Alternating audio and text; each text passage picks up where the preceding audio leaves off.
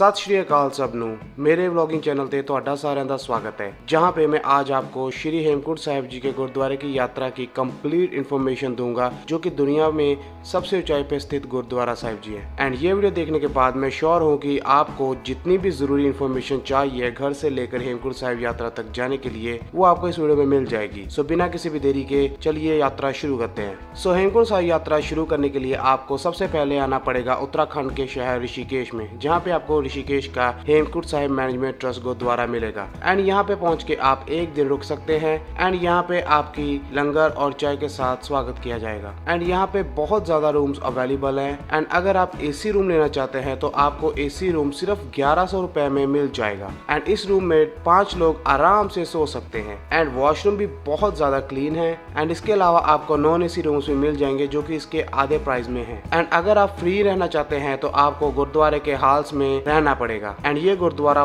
बहुत ही ज्यादा बड़ा है। एंड रूम्स की कोई भी तंगी आपको यहाँ पे देखने को नहीं आएगी। आपको जस्ट अपना आधार कार्ड देना है and everything is done. And अगर आप यात्रा करने के लिए आए हैं तो प्लीज अपनी ऑनलाइन रजिस्ट्रेशन कर आना, क्योंकि यात्रा के दिनों के दौरान आपके पास रजिस्ट्रेशन होना जरूरी है। एंड यात्रा के दौरान गुरुद्वारे में बहुत भीड़ भी होती है। पर अगर आपके पास रजिस्ट्रेशन नहीं है तो भी चिंता की बात नहीं है। आप लोग इस गुरुद्वारे में आकर खुद 5 मिनट में रजिस्ट्रेशन इस विंडो से करवा सकते हैं। तो एक दिन यहाँ रहने के बाद आपको अगले दिन सुबह सुबह निकलना होगा गोविंद घाट की ओर, जो कि ऋषिकेश से 275 किलोमीटर दूर है। एंड मैं सलाह दूंगा कि जितनी सुबह हो सके आप उतनी जल्दी निकले, ताकि जो आप टाइम पर वहां पर पहुंच पाएं। एंड गोविंद धाम पहुंच के आपको मिलेगा हेमकुंट साहिब मैनेजमेंट ट्रस्ट का दूसरा गुरुद्वारा, जहाँ पे आप अपनी दूसरी रात रुक सकते हैं। एंड गुरुद्वारे में एंटर होते ही राइट साइड में आपको सीढ़ियों से ऊपर जाकर मिलेगा दरबार साहब, जहाँ पर आप माथा टेक सकते हैं। एंड सीढ़ियों के लेफ्ट साइड में आपको मिलेगा जोड़ा घर। एंड उसी के आगे जाकर लंगर हॉल। एंड यहाँ का लंगर बहुत ही ज्यादा स्वादिष्ट है और घर जैसा फील होता है। एंड यहाँ पे भी आपको गुरुद्वारे में रूम्स भी मिल जाएंगे, बट गुरुद्वारे में बहुत ज्यादा रूम अवेलेबल नहीं है, तो आपको गुरुद्वारे के हॉल्स में भी सोना पड़ सकता है। एंड इसके अलावा यहाँ पे काफी सारे होटल्स भी आपको मिल जाएंगे। एंड उन रूम्स के प्राइस पर नाइट 2000 से लेकर 4000 तक होते हैं। एंड यहाँ तक बात है पार्किंग की, तो यहाँ पे पार्किंग के लिए भी बहुत ज्यादा स्पेस है, जिसको कि प्राइवेट कंपनीज ने लीज पे लिया हुआ है। तो अगर आप कार में आते हैं तो आपको चिंता करने की जरूरत नहीं, आप अपनी कार को पार्क कर सकते हैं सेफली। एंड कार पार्किंग का प्राइस है 600 रुपीज। एंड आप चाहे अपनी कार को 3 दिन पार्क रखें या फिर वहाँ पर 1 हफ्ते तक पार्क रखें, प्राइस सेम ही रहेगा 600 रुपीज। एंड आपको ये स्लिप संभाल कर रखनी होगी सेफली। एंड इसके लिए आप एक पिक्चर खींच के भी अपने मोबाइल में रख सकते हैं, क्योंकि इसी स्लिप के बेस पे आपको अपनी कार वापस ले जाएगी दी जाएगी। एंड अगर आप बाइक्स पे आए हैं तो बाइक्स भी गुरुद्वारे के सामने बाहर ही पार्क हो जाती हैं। सभी बाइक्स वाले वहीं पर अपनी बाइक्स पार्क करते हैं। और यहाँ पे आपको मार्केट भी मिल जाएगी, जो कि गुरुद्वारे के सामने से ही शुरू होती है। एंड वहाँ से आप पानी एंड उसके अलावा जरूरत का सारा सामान खरीद पाएंगे। एंड मैंने यहाँ से एक रेनकोट खरीदा था, और रेनकोट 50 रुपए से लेकर 350 रुपए तक आपको यहाँ पे मिल जाएंगे। और मैं आपको यही राय दूंगा कि आप 350 वाला रेनकोट ही खरीदे, क्योंकि वो बहुत बढ़िया होता है। एंड अगर आप 50 रुपए वाला रेनकोट खरीदते हैं तो वो कभी भी फट सकता है, एंड वो फटता भी है। एंड इसके अलावा आप यहाँ से गर्म जैकेट्स एंड लॉक्स भी रेंट पे ले सकते हैं। एंड इसके बाद जब नेक्स्ट डे आप अपनी यात्रा शुरू करेंगे तो आपको इस ब्रिज से होते हुए जाना पड़ेगा पुलना गांव की ओर, जो कि गोविंद घाट से 4 किलोमीटर की दूरी पे है। एंड वहीं से आपकी हेमकुंट की यात्रा शुरू होगी। और ज्यादातर लोग पुलना तक टैक्सी कर जाते हैं, जिसमें टैक्सी वाले 50 रुपए पर पर्सन चार्ज करते हैं।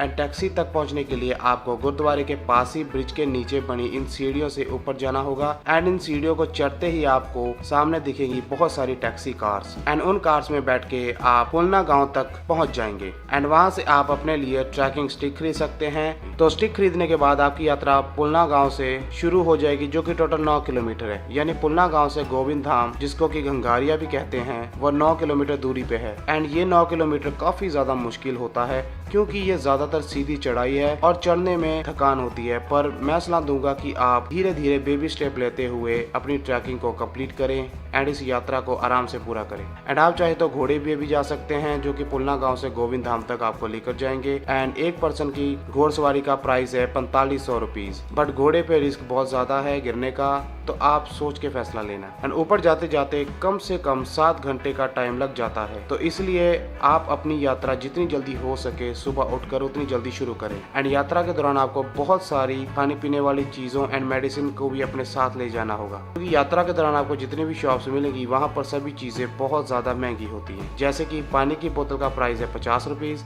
आलू के पराठे का प्राइस है 80 रुपीज, मक्खन की छोटी सी टिक्की का प्राइस है 20 रुपीज, चिप्स के पैकेट का प्राइस है 40 रुपीज, फ्रूट चाट है 60 रुपीज, स्टिंग एनर्जी ड्रिंक है 50 रुपीज एंड 10 वाली चॉकलेट आपको 20 या फिर 30 रुपए में मिलेगी। मतलब हर चीज का प्राइस आपको डबल या फिर डबल से भी ज्यादा पे करना पड़ेगा। एंड यहाँ तक बात करें पानी की, तो आपको रास्ते में टोटल 3 पानी वाले नल गोविंद धाम के रास्ते मिल जाएंगे एंड 2 हेमकुंड यात्रा के दौरान आपको मिल जाएंगे। एंड पानी थोड़ा वाइट होता है पहले बर्फ के कारण, तो घबराना मत, ये पानी बिल्कुल साफ है पीने के लिए 100% एंड थोड़ी देर में ये पानी वाइट से ट्रांसपेरेंट हो जाता है। एंड आप यात्रा के दौरान अपने साथ कुछ मेडिसिन भी लेके ज़रूर चलना, जैसे कि विटामिन सी की चूसने वाली टैबलेट्स, इससे आपको सांस की तकलीफ कम होगी, ग्लूकोन डी पाउडर, डोलो या फिर पैरासीटामोल, मेंटोस या फिर कोई भी चूसने वाली कैंडीज, पार्ले जी या फिर टाइगर बिस्किट्स, क्योंकि फ्लेवरलेस बिस्किट्स काफ़ी आसानी से खाए जा सकते हैं एंड इनमें ग्लूकोज भी काफ़ी होता है, इनो या फिर गैसोफास्ट, चॉकलेट्स स्पेशली स्निकर्स क्योंकि इनमें काफ़ी एनर्जी होती है, बीटेक्स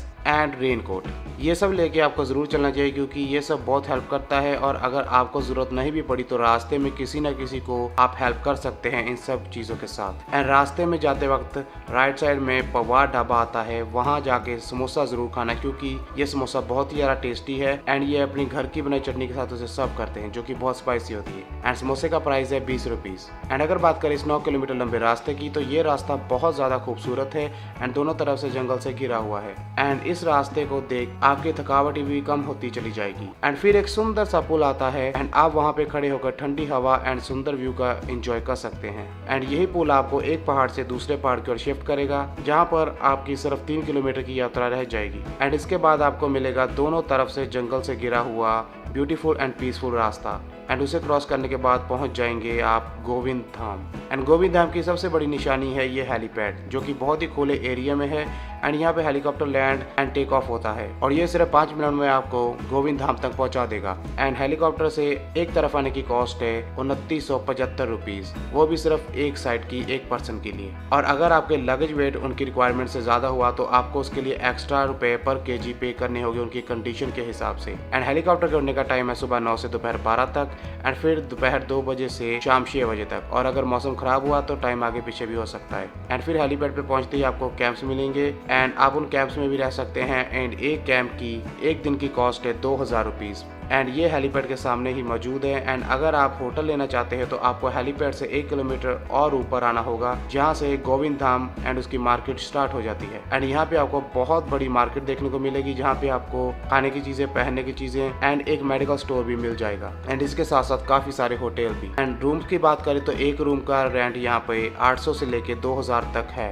बट खाने का प्राइस यहाँ पे काफी हाई है। एंड फिर हम आते हैं हमारे गोविंद धाम के हेमकुंड ट्रस्ट गुरुद्वारे पे, जहाँ पे हम माथा टेकते हैं एंड उसके बाद लंगर खा सकते हैं एंड यहाँ पे साफ पानी भी भर सकते हैं एंड यहाँ पे रहने के लिए रूम्स एंड हॉल्स अवेलेबल है। एंड इसके बाद अगले दिन आप अपनी यात्रा स्टार्ट कर सकते हैं हेमकुंड साहिब जी गुरुद्वारे की ओर, जो कि 6 किलोमीटर का रास्ता है। एंड ये 6 किलोमीटर बहुत ज्यादा मुश्किल है, पर मन में हौसला एंड श्रद्धा लेके हर कोई वहाँ पर पहुंच ही जाता है। एंड आपको हेमकुंड यात्रा के ट्रैक की शुरुआत में ही घोड़े काफी सारे मिल जाएंगे, तो आप उन पे भी जा सकते हैं हेमकुंड साहिब की ओर। एंड हेमकुंड साहिब तक ले जाने की उनकी कॉस्ट है 3500 रुपीज़ पर पर्सन। बट अगेन मैं यही कहूँगा कि ये बहुत ज़्यादा रिस्की है, तो आप चल के ही अपनी यात्रा को सफल करें।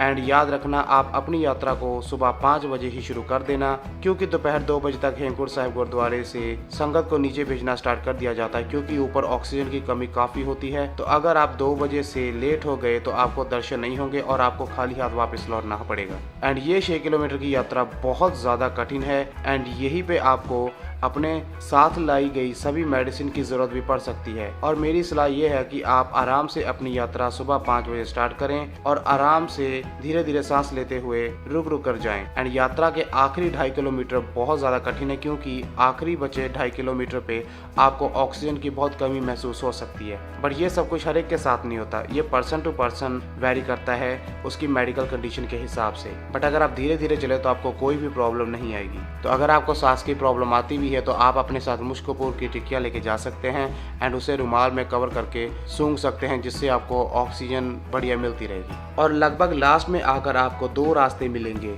और दोनों हेमकुंड साहिब जी तक लेकर जाते हैं। तो एक रास्ता है सीढ़ियों वाला एंड दूसरा रास्ता है सीधी चढ़ाई। तो सीढ़ियों वाला रास्ता थोड़ा शॉर्ट रास्ता है एंड आपको जल्दी गुरुद्वारे तक पहुंचा देगा, बट वहीं पे ये रास्ता बहुत ज़्यादा थकाने वाला है क्योंकि सीढ़ियाँ बहुत ऊंची एंड लंबी हैं एंड वहाँ पर चढ़ते चढ़ते आपको बहुत ज़्यादा थकान होगी एंड सांस लेने में भी प्रॉब्लम आएगी। बट वहीं पर अगर आप चढ़ाई वाला रास्ता चुनेंगे तो आपकी सांस कम फूलेगी और आप आराम से गुरुद्वारे तक पहुँच सकते हैं। तो मेरी राय में आपको चढ़ाई वाला रास्ता ही लेना चाहिए, क्योंकि मैंने भी चढ़ाई वाला रास्ता ही लिया था एंड मुझे भी आखिरी के 2-2.5 किलोमीटर पे ऑक्सीजन की काफ़ी प्रॉब्लम आई थी। तो ऊपर पहुंचने के बाद मार्केट क्रॉस करते ही आपको 4-5 सीढ़ियाँ चढ़ के लंगर हॉल क्रॉस करके दर्शन होंगे हेमकुंड साहिब जी गुरुद्वारे के। और अंदर जाते ही जब आप दर्शन करेंगे दरबार साहिब के तो आपकी सारी थकान खत्म हो जाएगी एंड आपका मन शांत हो जाएगा एंड आपको बहुत ज़्यादा खुशी मिलेगी एंड आप जितनी जल्दी पहुँचेंगे आप उतने टाइम तक गुरबाणी वहाँ पर बैठ कर सुन सकते हैं। और माथा टेकने के बाद आप लंगर हॉल में जाकर खिचड़ी खा सकते हैं एंड चाय पी सकते हैं, वो भी जितनी बार आप चाहें। एंड आपको लंगर हॉल में एंटर होने के लिए शूज़ उतारने की ज़रूरत नहीं है, आप शूज़ पहन के ही लंगर हॉल के अंदर जाकर लंगर खा सकते हैं। एंड वहाँ पर अंदर प्रॉपर बैठने का अरेंजमेंट भी बहुत बढ़िया किया गया है और आप पवित्र सरोवर में स्नान करके अपने मन को शांत भी कर सकते हैं। पानी बहुत ज़्यादा ठंडा होता है पर फिर भी सब लोग पूरी श्रद्धा के साथ सरोवर में डुबकियां लगाते हैं और लेडीज के लिए यहाँ अलग से कैबिन बनाया गया है स्नान करने के लिए। और इसके बाद 3 बजे तक सभी गुरुद्वारे के सेवक पूरी संगत को नीचे जाने का आदेश देते हैं, क्योंकि 3 बजे से ज़्यादा आप किसी भी कंडीशन में वहाँ नहीं रुक सकते, क्योंकि ऊपर ऑक्सीजन की कमी बहुत ज़्यादा हो जाती है। इसलिए पूरी संगत को 3 बजे से पहले ही वो नीचे भेज देते हैं। और यहाँ पे कभी भी बारिश हो सकती है, सो जल्दी से जल्दी आपको नीचे पहुँचना चाहिए गोविंद धाम तक। और अगर आप किसी कारण लेट हो जाते हैं एंड नीचे नहीं पहुंच पाते तो चिंता की कोई भी बात नहीं, क्योंकि आपकी सेफ्टी के लिए SDRF यानी स्टेट डिजास्टर रिस्पांस फोर्स 5 बजे से ही ट्रैक पर राउंड मारने स्टार्ट कर देती है एंड आपको सेफली नीचे तक लेकर आती है। सो चिंता की कोई भी बात नहीं है। और अगर मेरी राय माने तो मैं ये कहूँगा कि आप बहुत ज़्यादा छोटे बच्चों को ऊपर ना लेके जाएं, क्योंकि ये बहुत ही हार्ड ट्रैक है एंड ऑक्सीजन की कमी के कारण कोई भी मिस हैपनिंग हो सकती है। तो मैं उम्मीद करता हूँ कि आपको ये वीडियो इन्फॉर्मेटिव लगी होगी एंड आपको हेमकुंड यात्रा करने के लिए जितनी भी इन्फॉर्मेशन चाहिए वो आपको इस वीडियो से मिल गई होगी। एंड अगर आपको ये इन्फॉर्मेशन सच में अच्छी लगी है तो प्लीज़ सब्सक्राइब करना इस चैनल को, क्योंकि ऐसी ही ट्रैवलिंग वीडियोस मैं लाता रहता हूँ अपने चैनल पे। So please show your support and subscribe to this channel and मिलते हैं बहुत जल्द और कई ट्रैवलिंग वीडियो के साथ। सत श्री अकाल।